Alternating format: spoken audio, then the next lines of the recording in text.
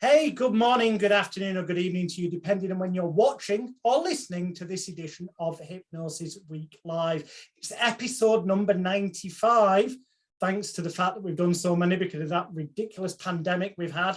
And I am excited to introduce you in a few moments' time, for those who are watching the video, to the gentleman who is to the side of me. He's carving a very unique niche for himself in the world of entertainment hypnosis. So without further ado, please welcome to the show the gangster rapping, hip-hop hypnotist himself, Mr. Emerg McVay, all the way from Phoenix, Arizona, I do believe. Is that correct, sir? Yes, sir. Yes, sir. By way of the lovely, lovely city of Phoenix, Arizona. What's up? What's happening? What's happening? How are you today? Look, I'm good. Thanks for coming on the show. Now, for those people who've not come across you yet, well, we'll get to what you're up to at the minute, and there's some really exciting stuff going on. But there was a time when you weren't a hypnotist, just like everyone I've had on the show. There was a time pre-hypnosis. What was your journey from being a kid to getting to the point, your life experience that brought you to the point of going, damn, I'm going to do hypnosis? Well, it is rooted in entertainment, you know. And to be an entertainer is all that I've ever really wanted to do since I was 9 years old. And I'm, you know, a little up in age. So I've been around since the beginning of hip hop. And when hip hop first came around, I was like, wow, I want to do that. So I started writing rhymes when I was about 9 years old. Back in 1981 is when I started writing. And I got pretty good at it really quick. And I had some little record deals here and there on the way up to my big record deal, which was with Interscope Records in the late 90s, early 2000s. And I just enjoy being on stage. I enjoy, you know, being in front of people, because I really feel like when I'm on stage, when I'm performing, no matter what I'm doing, whether if I'm DJing, MCing, whatever, the stage is the one place where I can be myself unapologetically. You know what I'm saying? I can really be me. I don't have to apologize. I can say what the hell I want and do what I want while I'm up here. And then when I get off, I can go back to being the humble human being that I am. So that's where it all came from, just rooted in entertainment. And when I was on tour, because like I said, I had a record deal and I play in a rock band.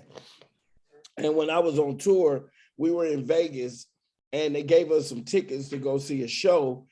A lot of my other bandmates went their other places. I went to go see Mark Savard. Okay, yeah. And when I saw Mark Savard do his thing, this was years ago, bro, because he's been at that same theater for I don't know how long, but it was maybe 2012, maybe, or maybe 2010, maybe. I'm not sure, but I went to go see Mark Savard and it blew my mind, right? But at first, I'm like anybody that ever saw Hypnosis, at first, I was like, nah, this shit ain't real. It can't be, you know? But what Mark had told the lady after the show, he told her from the stage to the time you walk out of the venue, from that moment, everybody that shakes your hand, you're going to have an orgasm, right? So I was like, hold on, wait a minute. So I ran over to the lady while everybody was exiting, and I shook her hand. And when I shook her hand, she grabbed my hand so tight while she was having that orgasm. And that wasn't a fake grab. Like, that moment was real. And at that particular moment, I was like, uh-oh, this shit is real. I need to know how to do this. So, and then I started, you know, as we kept touring and stuff, I started doing my own little personal research on hypnosis and how it works and the benefits of it all, and you know how people get paid from entertainment of it all. And this was all in the beginning of the internet too. So when the internet's popularity anyway. So it was limited information out there at the time. So after tour, I came home and I was with a lady friend, and she likes to go thrift shopping and grab items to resell. So I was at the thrift store with her, and whenever I go in places like that, I go immediately to the book section because there's always some jewels in the thrift store, some books, right? The first book I grabbed was Learn Hypnosis. I was like, oh shit, this is a sign. It has to be. So then I looked up schools here in Phoenix, Arizona, and found out that here in Phoenix, there's a school that teaches hypnotherapy called Southwest Institute of Healing Arts. Okay. So I immediately enrolled and became a clinical hypnotherapist. But for entertainment wise, I was like, I don't know about this shit. This shit is boring as hell. You know what I'm saying? Like, because I wasn't really too into the therapeutic side of it. And to me, it was just scriptnosis. You know, you take a client, you sit them down, you pull out a book and you start reading. I'm like, what the hell is this? This works. So after a while, I, started to understand it all, but I started to seek a little bit more knowledge. So I started to see more of the street hypnotists on YouTube. And I started to reach out to some of those guys because I wanted to learn that. And I wanted to learn the rapid inductions, the instant inductions. The deeper I got into hypnosis, the more I wanted to really get better. So at first I reached out to Jay Noblezada. I reached out to him first. Oh yeah, I know Jay. Done seminars with Jay in Vegas and Florida in the past. Yeah, but he didn't respond. He didn't respond. Right. I asked him to teach me. He didn't respond. Then I reached out to a guy by the name of, he's from Florida, a guy by the name of DJ Guyver. I used to watch him a lot. And he's a really good hypnotist. I reached out to him and he wouldn't teach me. And then I reached out to Lenny Moore. and he wouldn't teach me. So finally, I reached out to Mr. P, Carlos Pruitt, and he decided to take me on. So I flew down to Killeen, and he taught me what I know today, the raw side of hypnosis, the street hypnosis part. And ever since then, once I took what I learned and I copied some of this guy and copied some of this guy and copied some of that guy, just until I got really familiar with the game, and then I could start to make some of the shit my own. That's what it is now. So now I'm here. I'm part of the community. I'm one of the names that you think about when you say hypnosis now. And I plan on it being that way for a long time. Brain Bully Hypnosis is here now, and I don't plan to go anywhere, and I will not be bullied. I'm gonna, just because you've kind of given me a perfect segue for it, I was gonna bring this up later, but it just seems like the right time with you having just said, I will not be bullied. Right, exactly. In that regard, let's get it out there. I've got to bring it up, otherwise viewers and or listeners who actually already know about you or go searching on Google and type in your name are going to come across it and go, why didn't you mention his track that is on YouTube, Just in Trance, You're Still a Nigger? And anyone who's offended by that phraseology, may I just say, I'm just saying what the title of the track is on YouTube, okay? Now, I've watched it. I think it's hilarious and also incredibly true in terms of the statement. One key statement I'll just say is success leaves clues, crime leaves clues as well. Yes. How did that come about? I mean, I know a bit of the background, but for the viewers and listeners, I will just say personally, before you answer that, my experience in the past, people will know, this is for full disclosure, that Just in Trance once used to be okay with me on the internet, and then started to slag me off and really took umbrage when he was bragging about presenting a show on Playboy TV that previously had been presented, called The Extreme Truth, by the way, which previously had been presented by a colleague of mine, Tom Silver. And I think the bit he took umbrage at is that The Extreme Truth was made by a production company in America who licensed the rights from a company called Objective Productions here in England that made it for Channel 4, based on an idea that Channel 4 were originally sent by a British hypnotist at the time called Alex Leroy, who changed his name to Jonathan Royle. Right. In other words, I devised that fucking TV series. And when I pointed that out, he got his back up a bit. Said that was talking bullshit. And I said, well, if that's the case, report me for false advertising, tell Channel 4, tell Objective.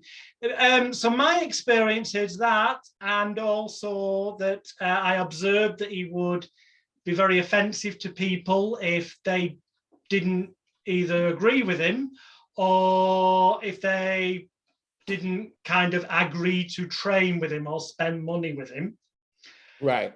And my final experience was probably, best part of 20 odd years ago, where I had a lucky escape, I now realise, where I got a phone call here in England and answered it. And somebody called Justin Trance introduced themselves to me. I'd not actually heard of him at the time. I believe this was around the time that he'd just finished performing in the little pub venue in Vegas, O'Shea's or something. Right. And he said he was going to be putting on a show called The World's Greatest Hypnotist in Vegas. And he was going to have people from different countries performing. And he was looking for somebody from England. And did I want to be involved? And all it would take is the princely sum of sort of, an upfront $50,000 investment and stuff towards the marketing and all this. Something didn't seem right. And I started doing a bit of research and came across all the allegations that may or may not be true. However, there are definitely court filings for people who owed money. And there is definitely documented fact of having been involved in a fraudulent monetary making, some kind of sweepstake, lottery type scam. So that's disclosure for viewers and listeners. I don't have any personal axe to grind as such, other than the fact that I don't take kindly to people posting false, untrue bullshit about me on the internet. Right. I'm guessing you had similar. Yeah, well, the issue was I joined the Stage Expert Hypnosis group on Facebook. No, Expert Stage Hypnosis Performance. Yeah, that group. And I'm still in that group to this day. I just don't interact anymore. But when I first got in the group, I noticed that all I would really see is a bunch of old hypnotists bitching and moaning and crying about the shit that they used to do. And nobody's posting anything new. Everybody's arguing about, Justin James is arguing about fucking safety, and everybody's crying about this and that. And I just see Justin Trans bullying the fuck out of everybody in the group. Just trying to I don't know. But in any case, I didn't really give a fuck too much. It's about to get colorful right now, just to let you know. That's okay. So, I think this one might have to have the over 18 verbal warning. Right. This is why they call me who I am. So the first thing I want to say is this. The rest of these guys are street hypnotists. I'm a hypnotist from the street. It's a big difference. They call me the hood's hypnotist for a reason, because I'm not like everybody else. I'm really from the trenches. I'm from the south side of Chicago. So if anybody knows about Chicago, you know about what goes on there. That's where I'm from. So for me to be humble and for me to deal with shit like that really takes a lot. So what happened was I was on this group chat, and I just watched for a couple of months, and I was so tired of everybody arguing and crying and bitching and moaning and shit. So what I did was I issued a challenge to the group. I said, well, since you guys are so fucking good and so great at your craft, we can do hypnosis anytime, anywhere, any place, literally. So I challenge you guys within 48 hours to go out, hypnotize somebody, upload it to Facebook, and show us your work. And I'll lead it off. So I left, went outside, hypnotized somebody, came back, uploaded it to the site, and showed my work. Well, Justin Trans had commented and said, why didn't you show us your work from the beginning to the end?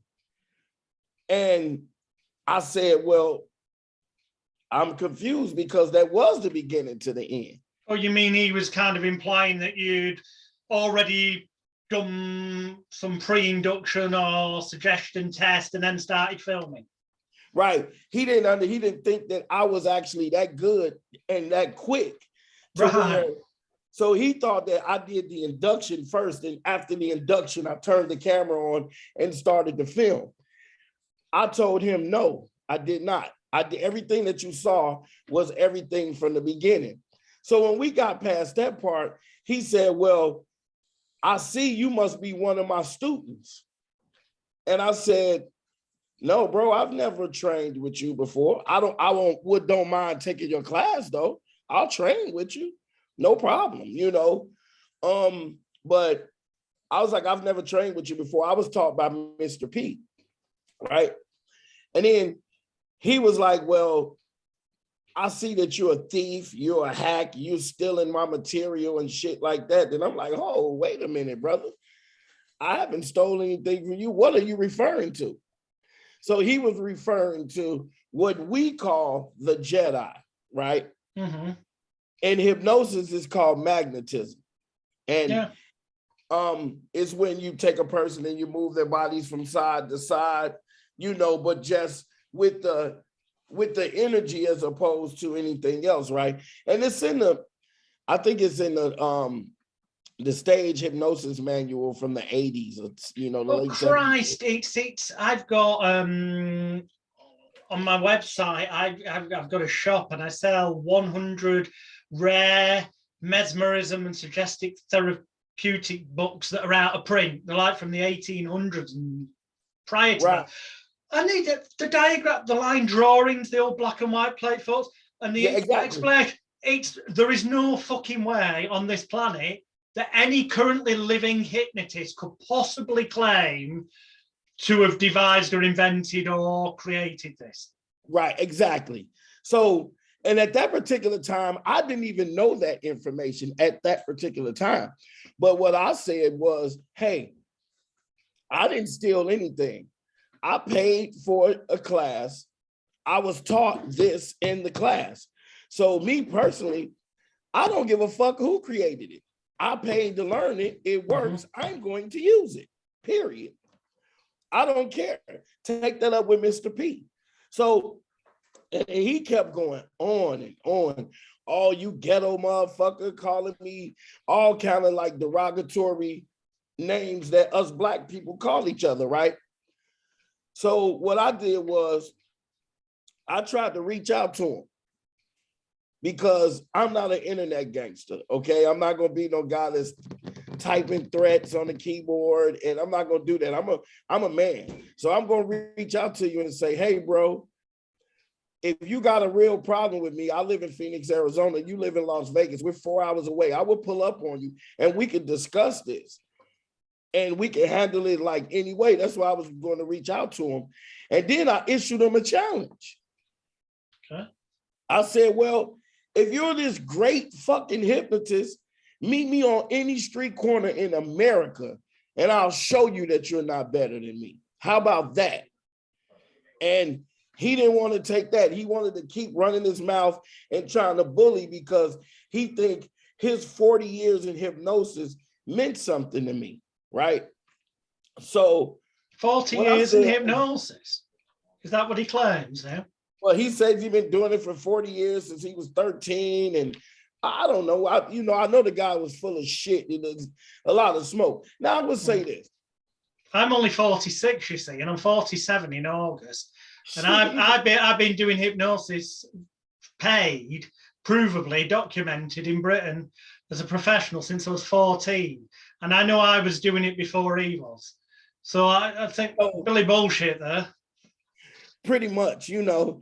And you know, and my whole thing was this. The foundation of it all was, I kept telling Justin, man, I know you're a good hypnotist. I'm not going to say that you're not. But what you're doing is crossing the line that has nothing to do with hypnosis. You're trying to attack my character as a man, as a person, telling me that I did something that I didn't. And it's proven that what you're talking about is bullshit. So the fact that you're just trying to bully me and you think that I'm going to bow down to you how everybody else, you got me fucked up. I'm not going to do that. So I said, you know what I'm going to do? I'm going to show you how to play chess, sir. So it took you 40 years, as you claim, to get all the way here. At that particular time, I had only been in hypnosis for about 6 years. Okay. Now what I'm going to do, I'm going to use your name to get just as popular as you are right now. So I went in the studio and I made the diss record, You Still a Nigga. Because the reason why I said that is because of this. It's already an anomaly for a Black man to be a hypnotist anyway. When people see us hypnotizing, the first thing they think that hypnosis is a white man's sport, just like golf or hockey. Or stage, I certainly agree with you there, stage hypnosis wise. I mean, I don't know what it's like in America, but in England, there's a lot of Black and other ethnicities, hypnotherapists, but not so many stage hypnotists. See, now that I am a hypnotist and I'm in the community, I know that it's a lot of Black people doing hypnosis stage-wise and therapeutically. But at the time, I was like everybody else. You know, when you think of hypnosis, you just think of white guys, white women, white men. You know, it's a white person sport. So my thing was, here, you and I, he and I, we're both Black people. You've been in the game this long. You should be trying to mentor me. You shouldn't be trying to tear me down. You should be trying to say, hey, brother, let me pull you to the side. Let me tell you, give you some tips. Let me, you know, let me give you some pointers. Let me show you the way. But what happened was, he saw how fast my name was gaining steam, and I could tell he felt threatened. So that's why I made the song. And the song is basically saying, no matter what you think you are and how much shit you talk and how many accolades you got and how many shows you've done, between me and you still a nigga, motherfucker. And at the end of the day, don't play with me because I'll beat your ass. You know what I'm saying? On some real shit. So that's where I was. So I made the song. And soon as I made the song, all of the people that really hated Justin Trans came out the woodworks. And they clapped. They was like, finally, somebody's here to bully the bully, right? And so all the people who were with him, oh, they hated me. Oh my God, you should have seen the comments. How dare you use racist terms and derogatory remarks? And my thing is, come on, guys, don't act like you ain't never said the word nigga out your mouth. Don't do that. If you even say that, you're a fucking liar. I don't care who you are, white, Black, blue, green, you said it before. I don't care what context it is. You said it. You might not meant anything by it, but the word has came out of your mouth. So don't do that, you know. And furthermore, this is tribal. This has nothing to do with you guys. This is amongst Black people, amongst our tribe. Let me check this motherfucker the way he needs to be checked, because obviously you guys can't check him because he's bullying the shit out of everybody. And everybody just stands down. No, I'm here to say there's somebody else on the scene right now. Can I ask you, and I've got to be careful how I ask this, but people know I have the balls to ask the questions that most people wouldn't. Okay. So I'm going to ask the question, do you think that just in trance, not just from the bullying or look at me egotistical point of view, but played on being black, knowing that people couldn't really retaliate or defend themselves because it could end up being perceived that they were being racist when they actually weren't being, and it had nothing to do with that? Well, I think the way he portrayed himself to me, I think that would be in his character to move like that. Because some of the stuff that I would see him saying to people, I was like, what the hell? Like the arrogance of this guy. I was like, wow, this motherfucker is something else, you know? And there's a few other people like that in that group that are just so fucking egotistical, but they don't show any work. And the real killing part about it is I've taught maybe 4 or 5 students that took his training. And when they come to me, they talk about him and they say, well, after I took his training, I couldn't hypnotize anybody. I went out with him and we didn't drop anybody. You know, your people are telling me that my techniques are a little bit different than his. My techniques make a little bit more sense than his and blah, blah, blah. Now, whether that's true or not. For the interest of total balance and fairness, I have heard similar, but I can also say that I know people who've attended training with Justin Trans who've come away and said that they did go out and were dropping people in next to no time. So I've heard both positive and negative, just for the interest of balance for viewers and listeners. Yeah, like I said, he's a good hypnotist. He's a good guy, you know what I'm saying? And I was really, what really made me more upset is he's got the longest fucking pre-talk on the planet. Oh my God. And that's in his live shows.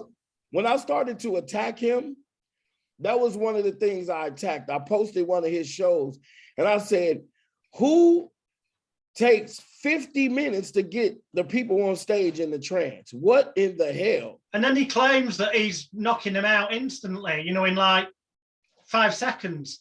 But the thing is, as you know, hypnosis starts the moment they see the poster for the show. And then everything you say from the moment you step foot on the stage, his induction for that first person is like 31 minutes of patter before look left, look right, or whichever one he decides to do. So arguably, in truth, the first induction is 30 odd minutes. Yeah. It took him 50 minutes on one of those shows to hypnotize somebody. So I dropped the song and I was really brutal in the song. And I wanted to be as honest as I can. And the whole premise of the song was, while you're trying to attack me, everything that you said is a bunch of bullshit. And there's nothing original in hypnosis whatsoever. Everything is a variation of something that has already been here. So you can't claim. So now if you say I stole the Jedi, then why are you doing the eye lock? You stole that, then I can say that. You every skit you do on your show, I can say you stole it because you didn't create it. You saw it, you thought it was good, and you used it. There are some rare exceptions. I'm not saying necessarily with Justin, but generally speaking, I agree with you entirely. Nothing's new. It's as old as the hills. But occasionally somebody will, albeit it's still a variant on something, but they'll put a routine together that is them.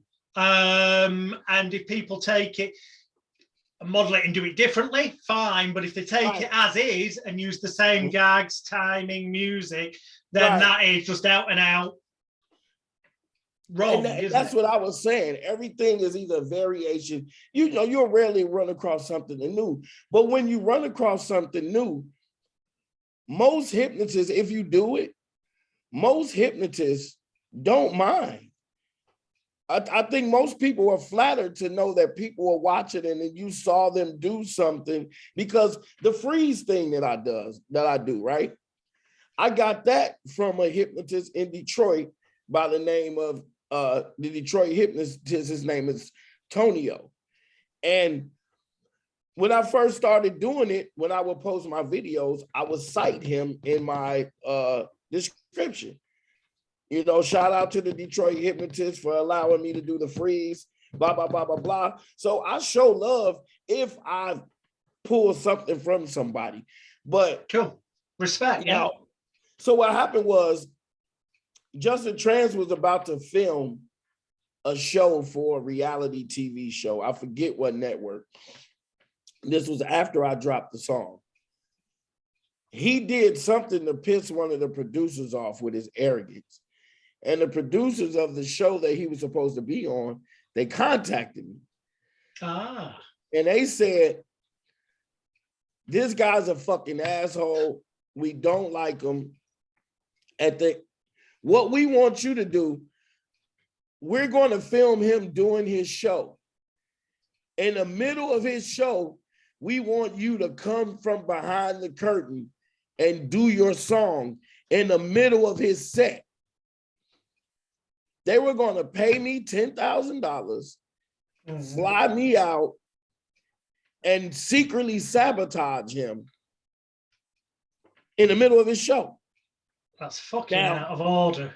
Whatever he's done wrong, that's fucking out of order for the TV companies. They can be twats, can't they?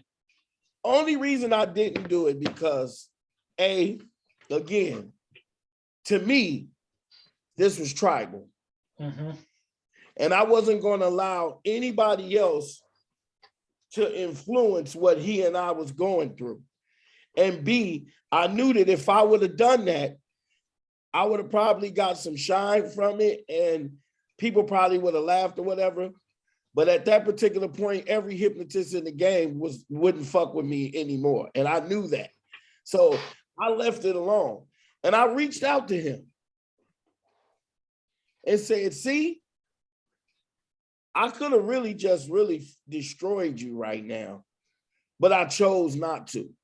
And ever since then, and I even wrote him, I said, man, maybe one day you and I could be cool and we can squash the shit. But just know that you're not going to bully me, bro. You're not. And you should stop. He really should stop and not be arrogant. If you're one of the guys that's been in this game for a long time, you should be in a mentoring state of mind.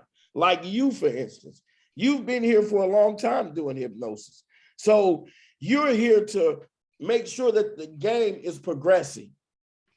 You know, you're doing your podcast, you're talking to different people, you're allowing other people to put their ideas out in the world to other hypnotists so people can learn. That's the point of this thing. You know, he didn't want to do that. There's enough work out there for all of us. Man. If people get off their ass and channel their energies into getting their own work rather than slagging other people off. Yeah. So, and I had some problems with a few other people. I had some problems with Justin James about safety. You know, he's a well, Justin James, it's hilarious. I'm just gonna. He set up this thing called Safe on Stage for any viewers or listeners who don't know. And the only reason for setting it up was in order to be able to convince an insurance company to give a reasonable price public liability insurance for hypnotists in America. It's only really America specific, and things are different in England. Now, I took the Safe on Stage thing, and in terms of health and safety and duty of care training, if I had to give it marks out of 100, bearing in mind that my daughter's godfather is an experienced health and safety officer of many years in the entertainment industry and large dangerous events, he looked at it as well, and he would rate it out of 100%, being the best it could be, 0 being nothing, at about 30% at best. It was clearly just cobbled together for that insurance company.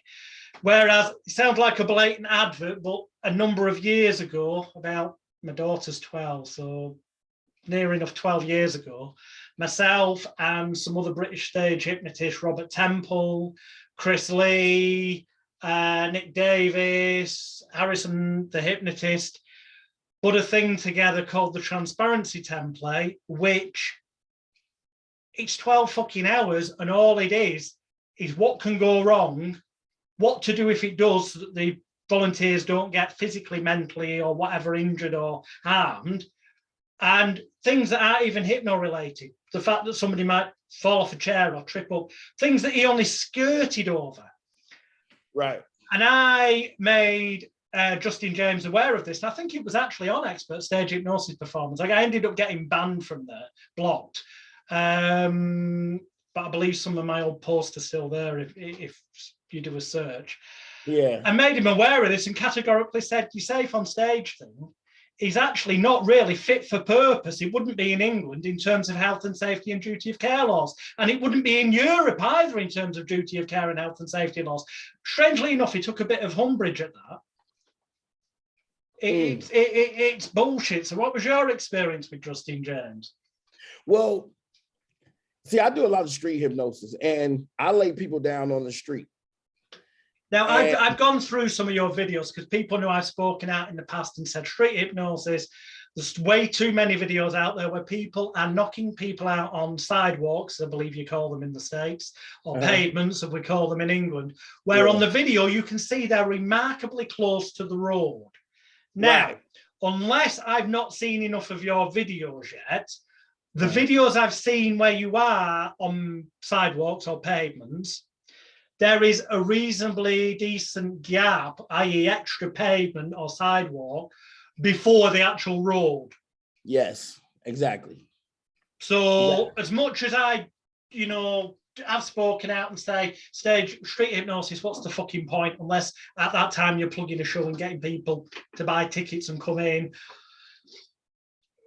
In recent years, I'm starting to change my attitude a little bit. I am stuck in the past a bit. I'm a bit of a technophobe.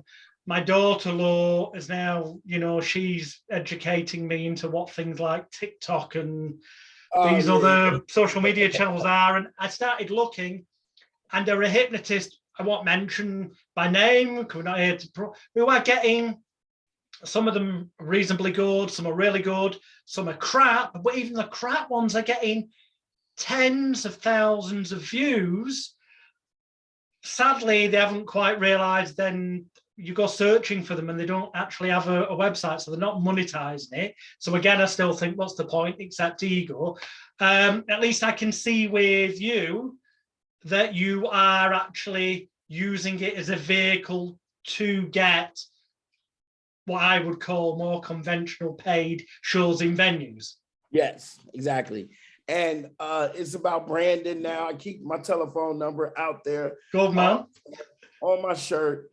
This is my new logo right there. And when I'm on the street, it's always safety first, because I consider street hypnosis to be the upper echelon of hypnosis, because it's the only form of hypnosis where you cannot control the environment. Everything else in hypnosis, I can control. I can control what goes on in the office. I can control what happens on the stage, but I cannot control what happens on the street at all. The noise, the hecklers, the random people that come up, you don't get to toss a person away. Like, the person that steps up is your subject, and you have to figure that subject out really, really quick, or dominate them or bully them into hypnosis, right? So, but one of the challenges that I have with me is people believing that it's real. I need you to know that what we do here as a craft is 100% legit. So we'll agree to disagree on that one. My short take is hypnosis is bullshit. It doesn't exist. There's no special state. Hypnosis exists only in the mind of the believer. But once that individual believes there and comes in their own mind to a conclusion that they've done what they did because they've come to believe they were hypnotized, then one could argue that that is hypnosis, so the paradox becomes a circle. But in truth, it's psychological trickery and manipulation. it's just a suggestive state. And if I suggest, I explain this to people all the time. The reason why people don't believe in it is because they think when you say sleep, that means you're in the bed sleep. It's not like sleep in the bed. I always describe it as this. It's like taking a nap at work. You got your head down and you're resting, but you can still hear everything going on. You can still respond. You can still do all of this stuff. And like I did a show last night, and the best subject I had on stage, he came over to me at the end and he said, I knew what I was doing and I was fully aware the entire time, but it's just every time you told me to do something, I just really wanted to do it. I was compelled to do it. And I said, that is hypnosis.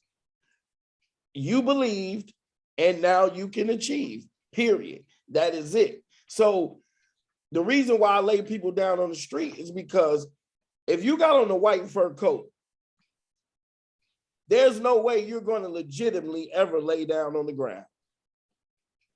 But if I got you under hypnosis and you got on a white fur coat and I lay you down on the street and I got you stuck to the pavement and you can't get up, you can't argue with that. You see, I've just got to bring this up because I am known as the guy who goes fucking mental at people in England who do street hypnosis in an illegal manner. Because in England, it's illegal to do street hypnosis. Really? Yeah, the 1952 Hypnotism Act, 1989 government guidelines, updated in 1995 with the government model conditions, which updated model conditions were then released in 1996. And it also ties in with the Licensing Act 2003 and various other laws. But ultimately, if you don't apply, you have to apply in writing for permission from the local council district, local licensing authority, I suppose you'd call it the local state in America, for written permission to carry out your entertainment hypnosis activities and tell them on what day, what time, what place, what you're going to do. And they have to grant said permission. If they don't, then any public liability insurance you may have will be completely invalidated in law, because all the public liability insurance policies always state you must be abiding by all standard laws. Wow. And in England, basically, without having the permission, it's illegal.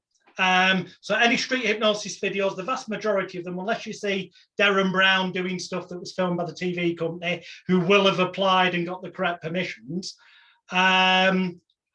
99% of them that are doing it in England are breaking the law, which means they've invalidated their insurance, which would be a major problem if the person in the white fur coat was to kick off and say, my coat got stained and I'm going to take a civil claim against you for damages for dry cleaning. No, dry cleaning doesn't cost much. I'm just using that as a ridiculous example. But if they were to claim their brain got fucked up or they felt depressed afterwards, right? If you've not got the insurance in place, which in England would be invalid if you didn't have the permission, there's a few loopholes, there's a few ways around it that I've exploited and taught people in the past so that you can operate within the law. But generally speaking, England, whole bunch different than the States. And there's some places in Europe that are the same. Sweden, Sweden.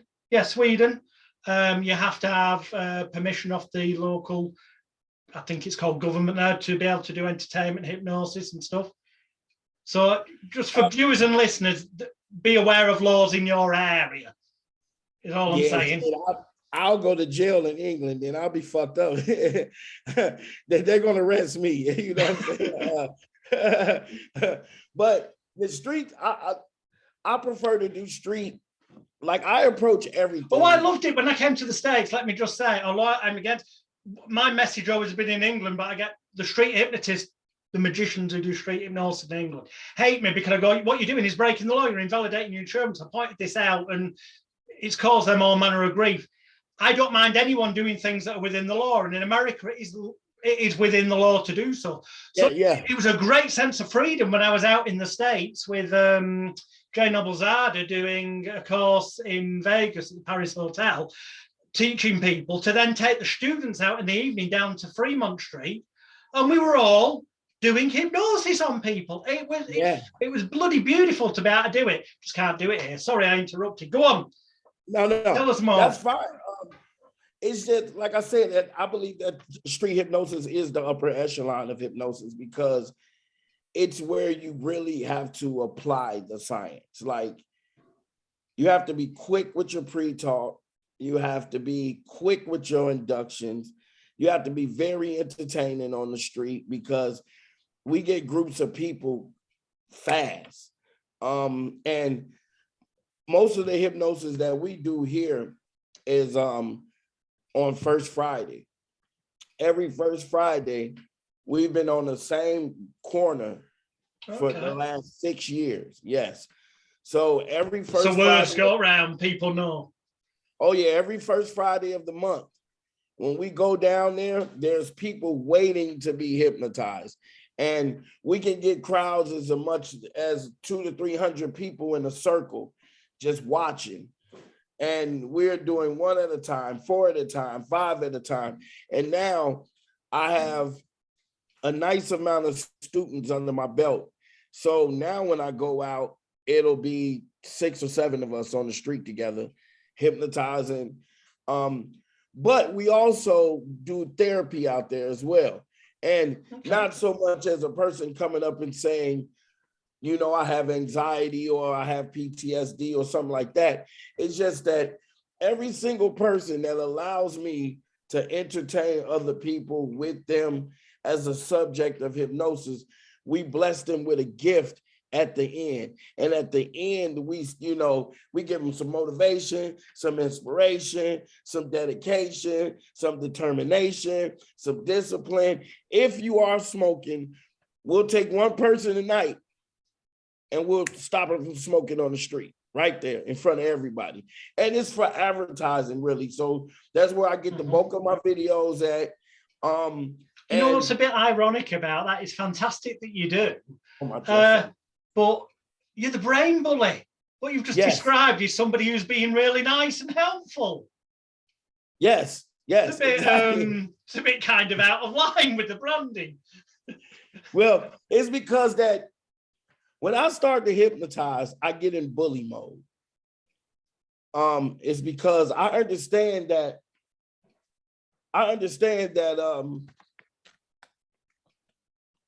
to me, it's the white coat effect.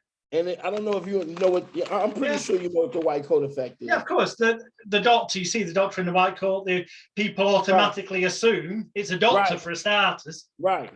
Yeah. And that's what I do. I just take the white coat effect. I take that theory and I run with it. Most people that stand in front of me don't have a clue as to what hypnosis is or what it's about. Most people's the baseline for any little bit of knowledge that they even have about it, most of the time, is just from movies. And Hollywood paints a bad picture of what we do.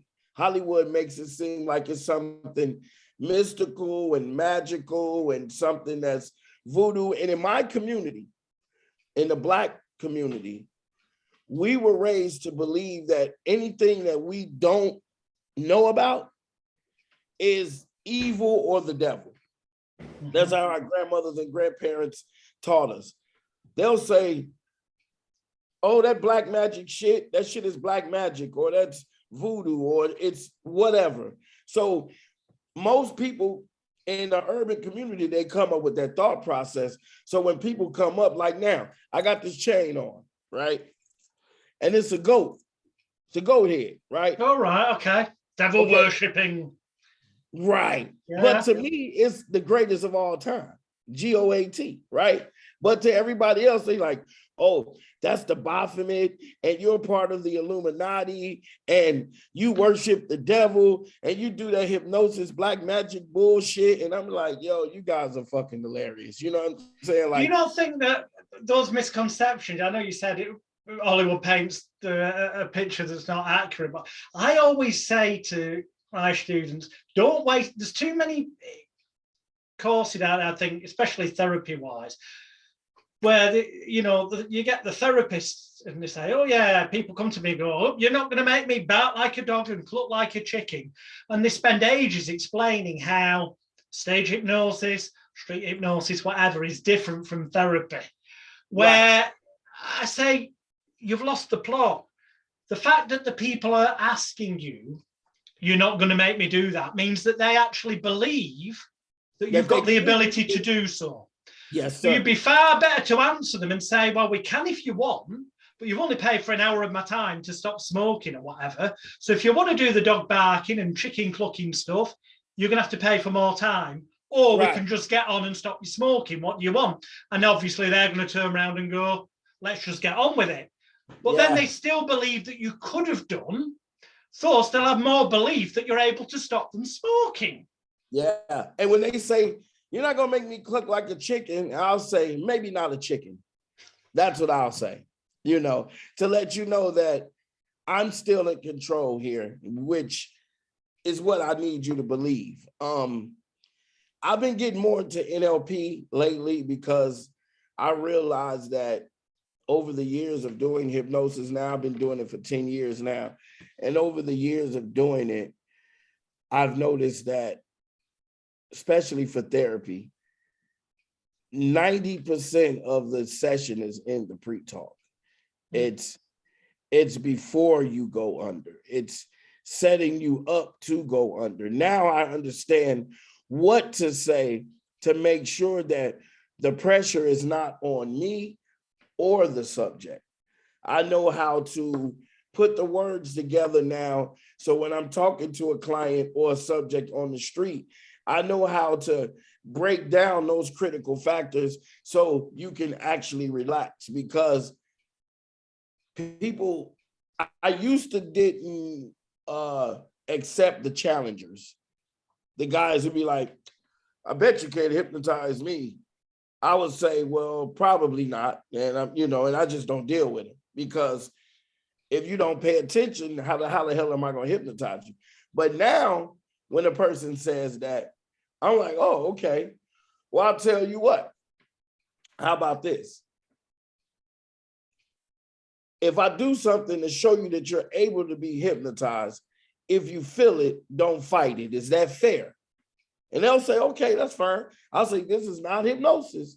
This is just something to see how you relax or how you focus. And all I ask is, if you feel it, just let the science do what it does. They'll say, okay, cool. So I'll do a quick suggestibility test with them, right?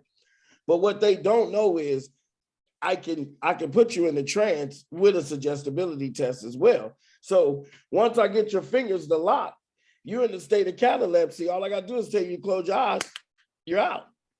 And that's how I do it. And then once I do that, I'll say sleep, they'll fall out. And then I'll say, 1, 2, 3, open your eyes. And when they open their eyes, they looking around like, oh shit, you did get me. Yes, I did get you.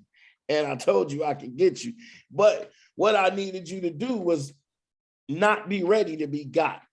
So once I learned that part of it, now I really feel like if Jesus Christ himself came down from heaven and asked to be hypnotized, I'm laying his ass on the floor. Well, I'm sure you'd give it a damn good try, but controversially, I think he probably knows most of the hypnotic tricks. I believe so. But I love this game, man. And I want to take it to the next level.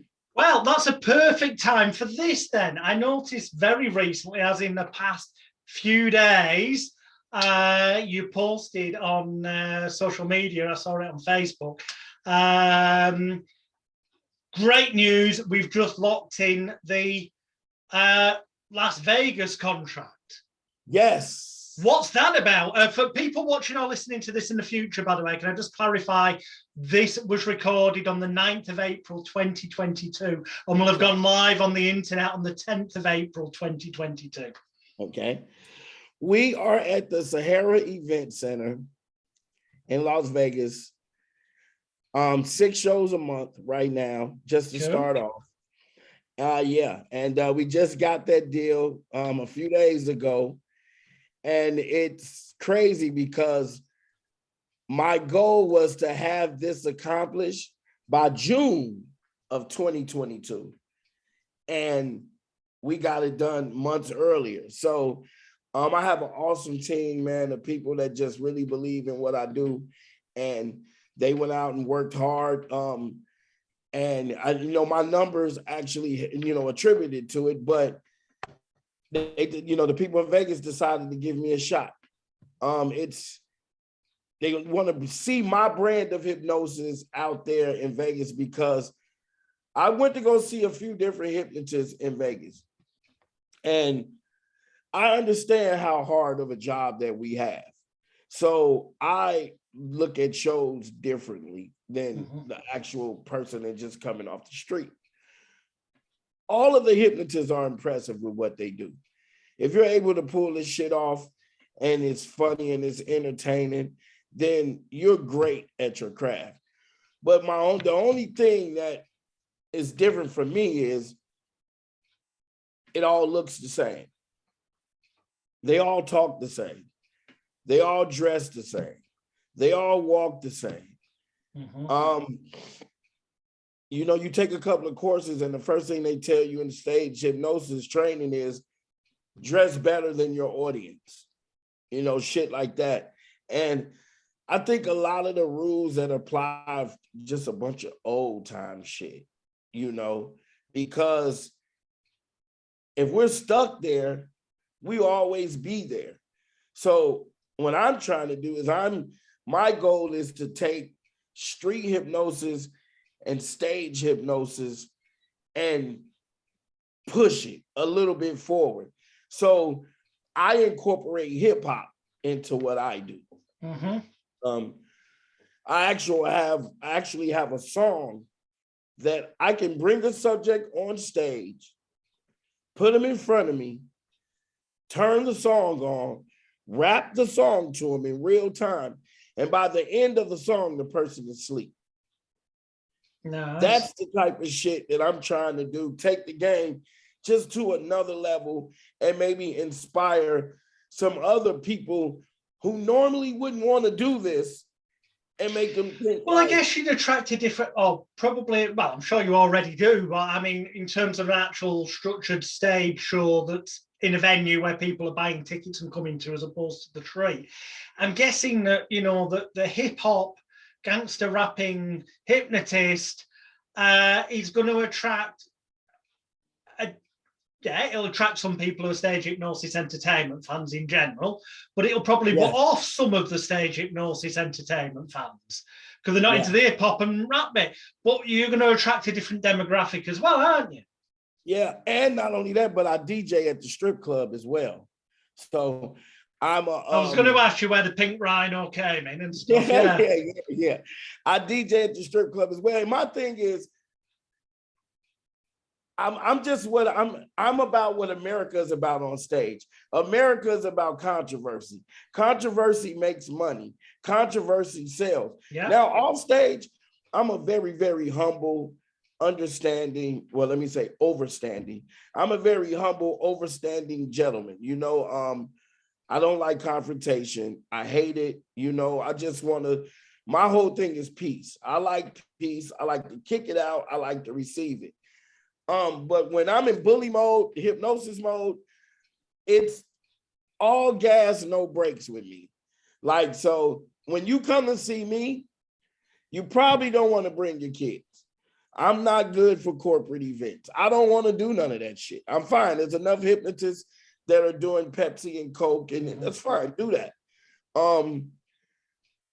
I want to be me all the time and create my lane with being me. So when I'm on stage, I'm going to have strippers with me. I'm giving out orgasms. You might see some titties flying. You definitely going to get the colorful language. It's going to be to bring people to the street from the stage. This is how we do where I'm from. And give them that experience. Because if you want the regular Joe Schmo experience, there's plenty of hypnotists that you can go see. And you're going to be entertained. You're going to have a great time. It's not going to be, you know, you're not going to lose anything. But when you come over here, it's just something different. And that's what I pride myself on. The hardest shows for me to do are the ones where I can't curse. I don't know what to do. I can't entertain these fucking kids. I feel your pain. I feel the pain. I always pass those shows up. I know I don't want to do that. I'm fine. You know, because if I have to change who I am, then I'm fumbling and stumbling on stage and I'm not sure of what to do. And I'm so loose with my damn mouth that I'll be doing a birthday party for 10-year-olds and still say shit and fuck and all of this. That's you. But I mean, does it not worry you that the way the world's going, there's positives and negatives? Positives with social media and all this. There's a whole new audience coming to things that there wasn't before, right. Whole new way of monetizing things. And then, but the flip negative side is that this whole cancel culture, people, you know, political correctness has gone straight through the roof. You're not supposed to, well, you're not supposed to tell jokes that are funny if you follow all the rules, are you? You can't be sexist and you can't do jokes about religion and right. The world's gone mad. Does that not concern you? Hey, the way I look at it is it done flipped. People are mad at the comedians and laughing at the politicians. That's what it is. It's flipped. But no, I'm not worried about it at all because I don't give a damn. You can't cancel me because I created this lane. I don't pay for advertising. I don't spend $1 on none of that. Every single fan that I have, every single view that I have is 100% organic. I've never spent $1 on advertising. I've never spent $1 doing any of this other than making my shirts for branding or buying business cards or banners or something for the stage. But as far as like my visibility on social media and the internet, it's 100% organic. So everybody that follows me came to me. I didn't reach out to them. They came to me. So I guess it helped that you had somewhat of a reputation before you segued into the hypnosis. You already had a musical reputation, didn't you? Right, exactly. Yeah. I had a big record deal with Interscope Records, which is the same label as Eminem, Dr. Dre, U2, on and on and on and on, you know. And my ex-wife is DMX's sister as well. So I had that going on. So I already had the popularity, but all of this stuff is organic. So like somebody on Instagram can have 200,000 followers and I only have 7,000 just on Instagram. But when I post a video, I'll have 2,000 views and the person with the 200,000 followers only have 1,000 views. Yeah. Because my engagement is very high and all of my people are invested in what I do because they came to me. So you can't cancel me because I'm not going to do anything that's too crazy. So I'm not going to disrespect any little kids. I'm not going to do any pedophile type of weirdo shit. And I'm not going to disrespect anybody like your race or your preference of sex or any of that. I'm just going to be the raunchy, loudmouth, cursing, gangster rapping hypnotist that I am and let you enjoy it. And what I call it is, I call it the Snoop Dogg theory. And what I mean by that is Snoop Dogg is a gang-banging, weed-smoking hub for money. But you'll see Snoop late at night smoking weed on a porno channel, and then in the morning you'll turn him on and he'll be on Sesame Street. You see what I'm saying?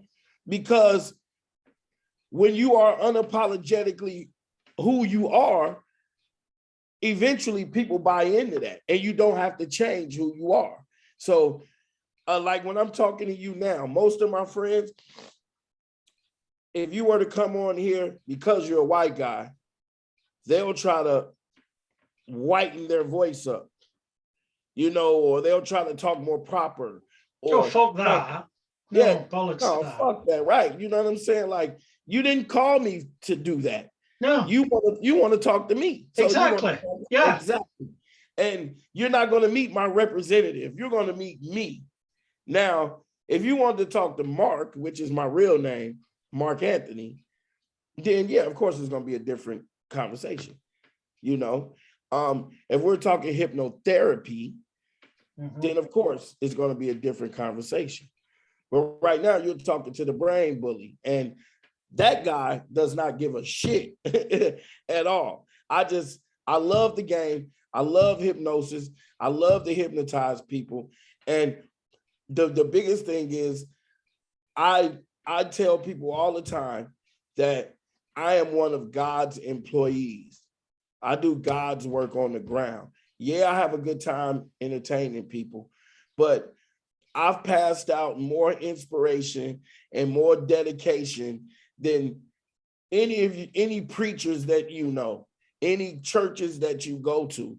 We're the hypnotists. We're actually out here helping people with those fears that they have, helping people with those phobias, helping people with those addictions, helping people become doers and get over procrastination. And I get the calls all the time. Hey man, you hypnotized me 3 years ago in the middle of the street and it changed my life. I own 5 barbershops now and blah, blah, blah. Or you hypnotized me to stop smoking 4 years ago on the street and I still haven't smoked. And most hypnotists will run and post that. Me, I just feel like there's a private moment between me and the person that I helped. And that was enough for me. That lets me know, keep going, keep doing what you do, keep doing what you do. And somebody big, somebody of some significance, somebody of importance, they're going to see me. They're going to believe in what I do. And then I'll be on my way. Hence the Vegas residency. When do you open in Vegas? Starts May 6th and 7th. Cool. I'm 1 weekend a month, 6 shows, 3 on Friday, 3 on Saturday. Oh, wow, right. Okay, 3 shows a day. Nice. 3 shows a day, right? Now, the challenge for me is this. The 6 o'clock show is supposed to be family friendly. So. No swearing. Shit. But I have a team. We're called Hypnosis Inc., right? And it's about 6 of us. So I have my team, and my team is going to help me provide the entertainment for these shows. So a lot of the family-friendly stuff we're going to do more of in a group. It's like 4 of us, and we do more of like a now you see me type of thing, magic, mentalism, mesmerism, all in one little show. And then at night, the 10 o'clock show, that's me. The 10 o'clock show is when, if you want to show your titties, now's the time to do so. Whether you volunteer to get on stage, just show them us anyway. Yeah. Show them right there, and you show them right in your seat. We'll come get you. So, and just the laugh that you just got from that is all we want. We just want people to smile and come and see something different, because the people who are part of the cancel culture, this is what I don't understand. And this is something I know to be true. If you are a man in a position of power, a man, you're fucking a lot of women. I don't care what you say. You can lie and say that you're not, but unless they're gay, of course, then they're probably fucking a lot of men. Well, yeah, well, yeah, you're getting a lot. You're getting a lot, yeah, and you're getting your dick sucked everywhere. You're spending, you're buying prostitutes with the corporate account when you go out of town. Hey, man, I work in the industry, so I know, right? So how are you going to cancel somebody for doing something when you know you was just fucking your mistress yesterday? Like, that's it's so ironic that they will want to impeach the president for getting his dick sucked, and they all got fucking mistresses and shit. It don't make sense to me. So I think most people like to see something that's stripped down and like to see a bunch of people really acting how they would normally act, because everybody acts so uptight and then they go home and put on Pornhub and jack off. It's the weirdest shit to me. Like, okay, I understand your sexual proclivities are private. I get it. But if you know you like to watch women fucking horses on the internet, you can't be mad at this man for getting his dick sucked. Like, you know what I'm saying? Like, come on. Like, so. Yeah. And let's face it, there's nothing wrong with that if they were in a stable relationship at the time. Sorry, I couldn't resist. But I just want people to check me out, man, and check a different style of hypnosis. And at the end of the day, I can guarantee the guys who are watching, the purists of the game, the so-called gatekeepers and all of that, I will not disrespect the craft. That's what I will not do. I'm going to uphold the craft, and I'm going to try to add components that will make the craft better than what it is. And you know what? I truly believe that you mean that, because for people watching or listening, they'll know what I said before about street hypnosis, and I stand by everything I've ever said in the past, because it's perfectly in context. In England and certain places it doesn't apply to America, so it's fine. As long as people are doing things in a legal, lawful, licensed, if those are required, insured, but above all else, safe. Yes, safety first. Manner, then go for it. And I've been as guilty as anyone in the industry who's been in it for years of getting stuck in the past and not moving with the fact that, you know, TikTok, I only know about it because of my daughter. There's TikTok and there's all these other channels, and there are people who are more famous. So not so much in hypnosis yet, and I'm going to say yet because I do believe it will happen for somebody at some point. But with magic and mentalism, there are people who've never done a show in a conventional entertainment venue, but who are getting so many views and they're monetizing it that they are making more money than a lot of established pros that are doing the conventional venues, because the world has changed. Right. And I'm one of those guys that's lucky enough to eat on both sides. Like, I went viral twice already this year. And cool. One of my videos did 14 million. I have another one that did 8 million. I got a couple of them that did 3 million. I have 7 or 8 1 million view videos, and I'm monetized across the board. So every 21st of the month is a good day for me, you know? And because I did something that was progressive, people always say, why did you put your phone number on the internet? Why the fuck wouldn't you? You're going to pay for advertising and you're going to put your email address and people are going to still email you and you still got to read all this shit. No, fuck all of that. Just call me. Between you and me, Lo, I bet you've got a dual SIM phone, haven't you? So that I bet you've got a dual SIM card phone so that your mom and your brother have got a different number, but you only need to carry one phone. Oh, you've got 2 phones. All right, fair enough. I got 3. All right, okay. 3 phones. All right. Thought you might just have a dual SIM one with 2 SIM cards. You know what? They tried to get me to do that, but I said, you know what? Just give me another phone. So this phone here is this number right here. Yeah, the booking line. Yeah, Get in touch. Yeah. And I book, like for instance, I'm in Dallas, Texas tomorrow. I am in Rochester, New York next Friday. I have the Vegas, the Sahara Convention Center in Vegas on the 6th and 7th.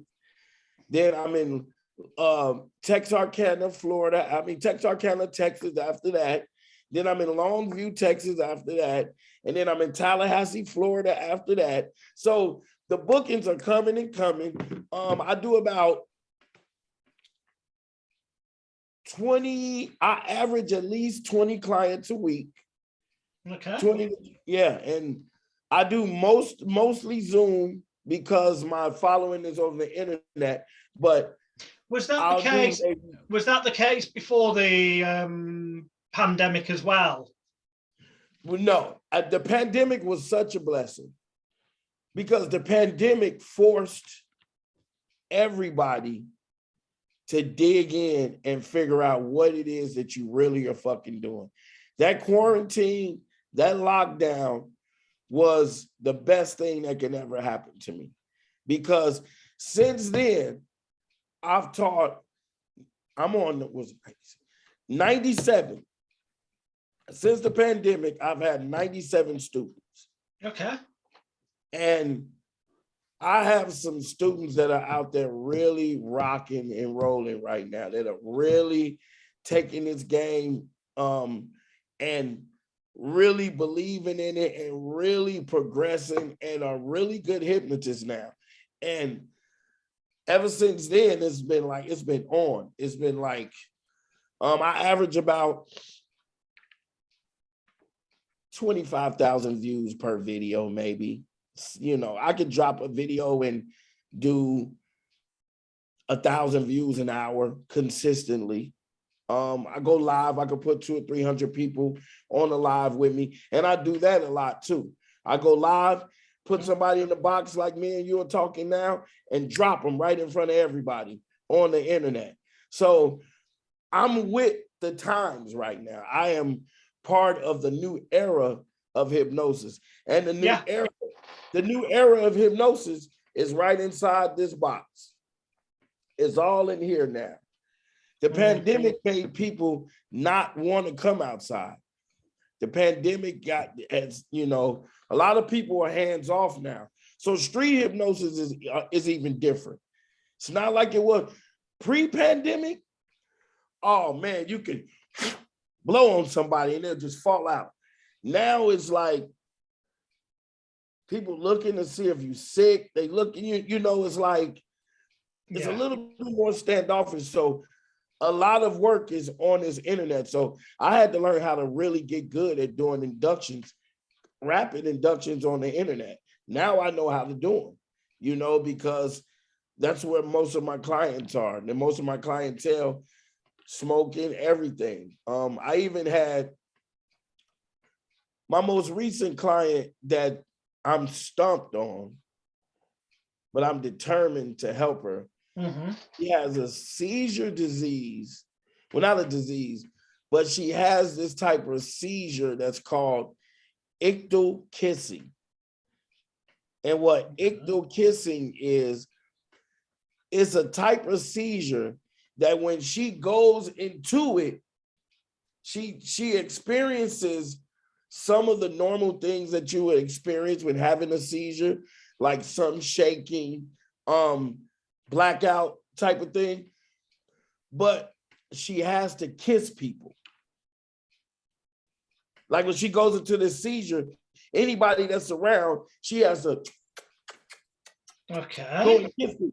Yeah, look it up. It's called ictal kissing. It's only 9 documented cases of this, and one of the 9 is a client of mine. And I only took it on because I'm like, bro, if I figure out a way to help this lady, this is going to take me up there. I understand. There'd certainly be, CPR angles in that for definite, Yeah, and I don't even know if it's even possible, but like I told her, just give me a moment.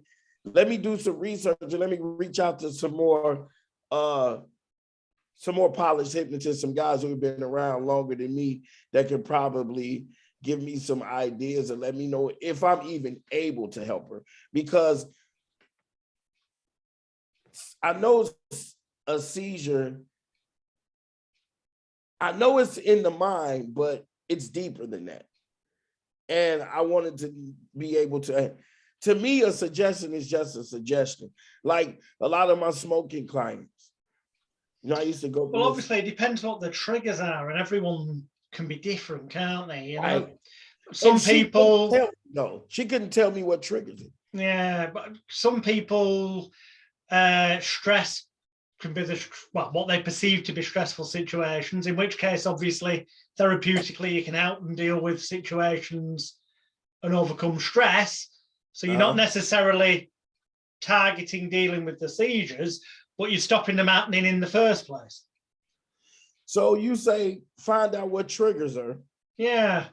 And then there must be a commonality with when it happens. Okay. Some commonalities because there's been stressful situations going on, or she's in a stressful situation, or is it a high anxiety state of anticipation of the situation environment, or there's got to be some sort of commonality between the majority of the circumstances where it happens for her, I guess. Yeah, and I don't know. I'm gonna get to the bottom of it, and for some reason, if I can't help her, I'm gonna be sending her to you. I know. I'm sure that you will, because you're determined if it is possible. And many things that years ago they said it wasn't possible to help, have years on, that viewpoint's changed because somebody who was determined found a way. Yes. So yeah, hats off to you. Hey man, you know what? I appreciate you having me on. It means a lot to me, man, especially to be recognized by guys who've been around. Thank you for coming on, because it's you. And this is not. You were my first. Are you my first hypnotist of color? I hate that phrase, but it's to say. I think. I'm trying to remember my previous guest. No, I think you are. You certainly won't be the last. You were also most certainly my most up-to-date stage stroke street hypnotist, in the sense that you're doing things now that are moving with the times and social media. Yes, sir. Yes, sir. So I really appreciate you sharing your thoughts on that and putting up with the fact that I pointed out I'm stuck in the past a bit on some views on things like that. But, I'll be honest and upfront, and good man. And I really wish you the best of luck in Vegas. I hope that's going to open a whole bunch of doors for you as well, I'm sure. Yes, sir. Yes, sir. And thank you, man. I appreciate it. I'm glad to be on. I will come on anytime.